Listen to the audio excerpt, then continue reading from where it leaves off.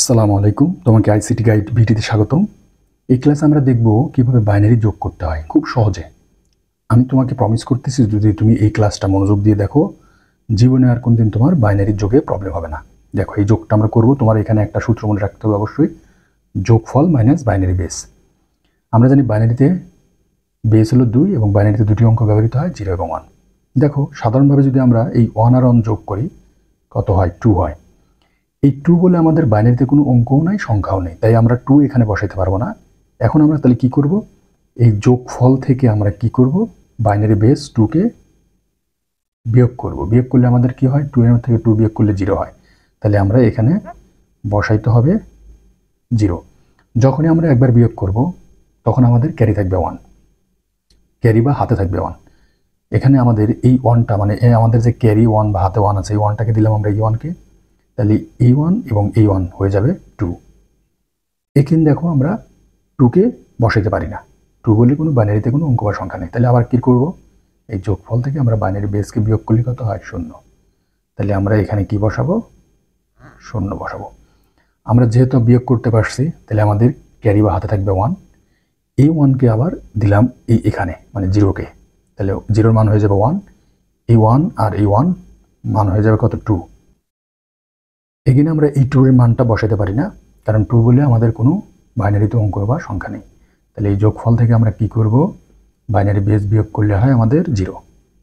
Again আমরা এখানে বসাবো 0। যেহেতু আমরা একবার বাদ দিতে পারছি, আমাদের ক্যারি থাকবে 1। ঠিক আছে, এই 1কে দিলাম এই 1 এর মধ্যে, তাহলে এই 1 এর মান হয়ে যাবে 2। 2 এর একে কত হয়? 2 আর 1 3। এই 3 বলে কোনো বাইনারিতে অঙ্ক বা সংখ্যা নেই, তাহলে কি করবো? এই যোগফল থেকে আমরা বাইনারি বেস বিয়োগ করব। কত হয়? 2 থেকে 3 বিয়োগ করলে 1 হয়, তাহলে এখানে আমরা বসাবো 1। যেহেতু আমরা একবার বিয়োগ করতে পারছি, আমাদের ক্যারি থাকবে 1 বা হাতে থাকবে 1, সেই 1কে দিলাম এই 1কে, তাহলে 1 আর 1 2, 2 আর একে বা 2 আর 1 3। 3 আমরা বসাতে পারি না, তাহলে এখানে আমরা কি করব? এই 3 থেকে বাইনারি বেস বিয়োগ করব। আমাদের বিয়োগফল হয় কত? 1। এই 1টা আমরা এখানে বসাবো। দেখো, বিয়োগ করতে পারছি, আমাদের ক্যারি থাকবে 1 বা হাতে থাকবে 1। বাম পাশে যেহেতু আর কিছুই নেই, তাহলে ওই হাতের 1টা আমরা বাম পাশে লিখে দেব। এটাই আমাদের বাইনারি যোগফল। এই এক্সাম্পলটা যদি আমরা করি, তাহলে তুমি আরও ক্লিয়ার হয়ে যাবা। দেখো, আমরা স্বাভাবিকভাবে যদি যোগ করি, 1 আর 1 যোগ করলে 2 হয়। ঠিক আছে, আমরা কিন্তু 2 বসাতে পারবো না, কারণ 2 বলে আমাদের বাইনারিতে কোনো অঙ্ক বা সংখ্যা নেই। তাহলে কী করবো? এই যোগফল থেকে আমরা কি করব? বাইনারি বেসকে বাদ দেবো। আমাদের বিয়োগফল হয় কত? 0। তাহলে 0 আমাদের দেখো বাইনারি অঙ্কর মধ্যে আছে, তাই আমরা এখানে 0 বসাতে পারবো। যেহেতু আমরা একবার বাদ দিতে পারছি, দেখে আমাদের ক্যারি থাকবে 1। এই 1কে দিলাম এই 1 এর মধ্যে, তাহলে এই 1 এর মান হয়ে যাবে 2। 2 আর 1 কত হয়? 3। দেখো, 3 কিন্তু আমরা এখানে বসাতে পারবো না, তাহলে কি করবো? এই যোগফল থেকে আমরা কি করব? বাইনারি বেসকে বিয়োগ দেব। 3 থেকে 2 বিয়োগ দিলে 1 থাকে, তাহলে আমরা এখানে এই 1টা বসাবো। দেখো, আমরা যেহেতু বিয়োগ দিতে পারছি, আমাদের ক্যারি থাকবে 1। এই 1কে দিলাম কার মধ্যে? এই 1 এর মধ্যে, তাহলে 2। 2 আর 1 3, 3 আর 1 4, এখানে হয়ে যাচ্ছে 4। কিন্তু 4 বলে আমাদের বাইনারিতে কোনো অঙ্ক বা সংখ্যা নেই, তাহলে আমরা কি করব? এই যোগফল থেকে বাইনারি বেস 2 বিয়োগ করব। তাহলে আমাদের কত হয়? 2।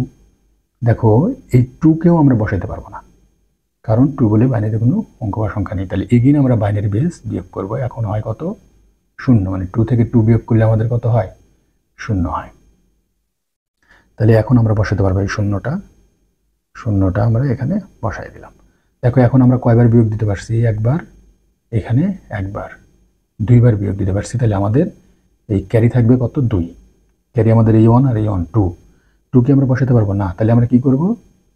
এই ক্যারি 2টা যোগ করলে হয় 2। এই 2 থেকে আমরা বাইনারি বেসকে বিয়োগ করব।